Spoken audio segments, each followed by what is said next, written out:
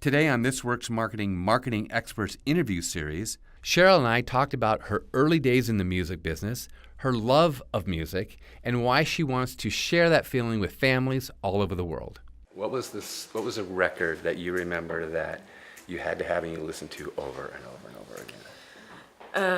Okay, I'm going to totally embarrass myself, but when I was about 8, Cheryl's letting it out of the bag right David now. Cassidy and the Partridge Family Ooh. record. Yeah. Ooh. I'm gonna go there. I'm gonna actually expose myself. You're going? I'm going How about there. Monkeys? Any Monkeys? I had the Monkeys. Yep. One of the earliest records I ever had was ABC by the Jackson Yep, 5. Jackson 5. Mm-hmm. Yeah. When did you say, like, this is what I want to do?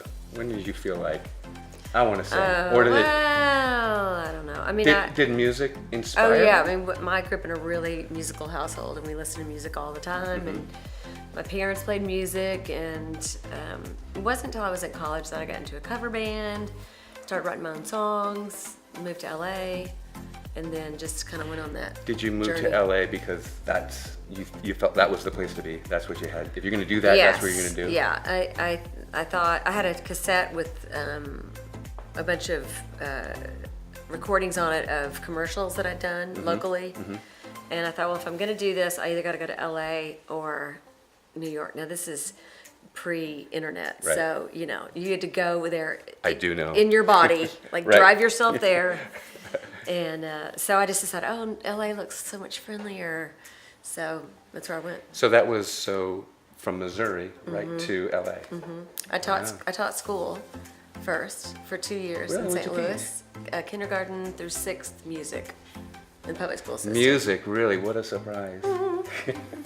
Now, when you started to, people started to recognize your music and all that, did you kind of pinch yourself and is this really happening?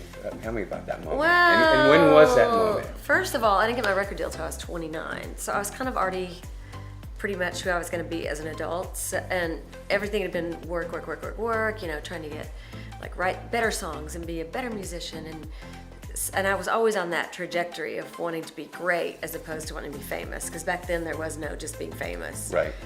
And I remember driving down Santa Monica Boulevard in a rented Volkswagen convertible. I'm hearing a title of a song. Yes, and hearing Leaving Las Vegas on the radio. Yes. And just being like, oh my gosh, I can't believe it. I made it. I turned it up. I was like, this is me. But yeah, I think we just had worked, or I had worked so long, and it just seemed like everything kind of rolled out the way that I imagined that it would if I had any luck. Now, that happens, and you've become extremely successful all over the world. Now, music changes, right? Now it's streaming services, and all that's happening. How has that changed music, and does it change it for you, or has it separated people? What's your kind of point of view on that? Well, one of the major reasons, actually the major reason that I wanted to be involved in the Roxy project was that I just felt like with technology in general, it's Right. really created a chasm between all of us, even though it's sort of has always been positioned as something that's supposed to connect us, keep us connected, connect us to people all over the world. It really is, I think, disconnected us. And it's done that for us musically. People don't just listen to music together, they put their earbuds on. They stand in the elevators in their own world listening to music. And when I was growing up, music was something that everybody shared. Right. You talked about it. You couldn't wait for the next album by, whoever. David Cassidy. David Cassidy, yes. Chicago. And that's gone by the by. So Yeah. The great thing about Roxy is that it makes it where you can have it be the focal point and everybody can kind of participate in it. They can choose what songs they want to hear, they can karaoke, they can play games. And it makes it more of a family, friends, in, a physical, be in the room experience. Now I'm going to wrap this up. I'm going to flip the camera around for a second, but thank you very much. We appreciate it. It was wonderful working with you. Thank you. And I look forward to doing it again sometime. Would love it. We have years and years to come with Roxy. We what? We have years and years to come with Roxy. Awesome. Okay, so I want to get to the Roxy part again about Why Roxy? Why you got involved? Why it means so much to you? Well, when I was approached about doing Roxy, the thing that I loved about it is that it brought music back into the home as an experience. And when I was a kid, that's what you did. You went to the record store, you couldn't wait for the record to come out. You brought it home, you hopefully were the first one of your friends to have it. Everybody came in and you listened to, you know, the whole record, and music was an experience. And even as a family, we get records for Christmas from Santa Claus, and we'd listen to them. All of us together would listen to records, and music was really a family. It was a physical experience, family and friends, and you were in the room together and you were sharing it. And that really has been, I think, a dying experience. And that people now, they get their music on their gadgets and they put in their headphones, and you listen to your own playlists, and you don't really physically buy a record anymore. So the great thing about Roxy, when it first was brought to me, the great thing about it is that it gives you the option of not only choosing the music in a really easy way, but of being able to pull up music that you love or music you've never even discovered before. Everybody participates in that. You can sing along with karaoke, you can play games, but it's in the room. The focal point is the TV with the music and the imagery, and it's more of an experience that is immediate and shared with people in the room. It seems to me that as you have a growing family, it's more emotionally important to you. I mean, as having a family now and bringing that back and seeing how people are missing at that. I mean, because it's not just being involved with Roxy for that, but it's a little closer to you too as well. Where music is concerned, I know what my kids are listening to when I'm in the car with them, but it's a little bit like them playing video games or them being on the computer.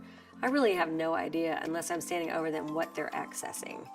And I love that with Roxy, even though it has like 10 million songs, it's very family friendly. There are family parameters on it. I can kind of dictate what they'll be exposed to. Right. And also, I just love the idea that they are participating in the joy and excitement of discovering music. And so that's one of the things that I've really been missing and would love to hand on to my kids. Sometimes people will see a show and they wonder, does a product really do what they say? Does it really? Is it really that good? Is it really that experimental? Because you're making a leap of faith, buying something. What would you say to somebody who is thinking about this and is kind of on the fence? What would you say to that person? There are several things I would say about why this is a different kind of product than perhaps a subscription service like a Spotify or an Apple Music. The thing that makes it different is when you have people over and you have a cord and you're plugging your iTunes in or whatever your thing is, your Right. Spotify or whatever, somebody is always outside of the group. And this dictates that you're sitting around, you're handing around the controller, you're able to do karaoke, which is always really fun and inviting and entertaining. But the other thing that makes it really easy is that it's super simple. You plug it into your TV. There's only like 2 plug-ins.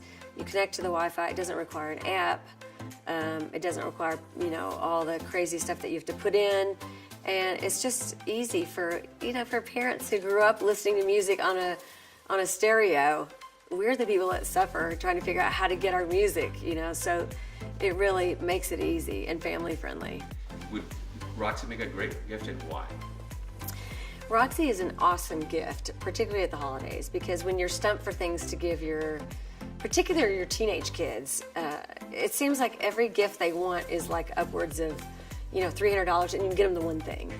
And this is a family gift. It's a great gift to give to relatives. It's a great gift to give any household that not only has music lovers, but teenagers. I mean, it's a wonderful way to get kids together, even driving age kids. Instead of them being on a screen and playing with people who are across town or across the world, they can be in the room and they can be doing fun kid things like playing games and like doing karaoke and name that tune together. And it's highly underrated having family time with music, and it's just a great gift that everyone loves. So you curated a playlist. why did you curate a playlist? Are people always asking you, what do you listen to, right? And you're like, end up being the DJ, right? Is that, tell me what was fun for you making a playlist, especially Peter Frampton at the top of your pop. That was Yes. interesting. So I grew up making playlists on cassettes, and you cared about what you were putting on that playlist, and there were playlists for certain occasions. I mean, Yeah.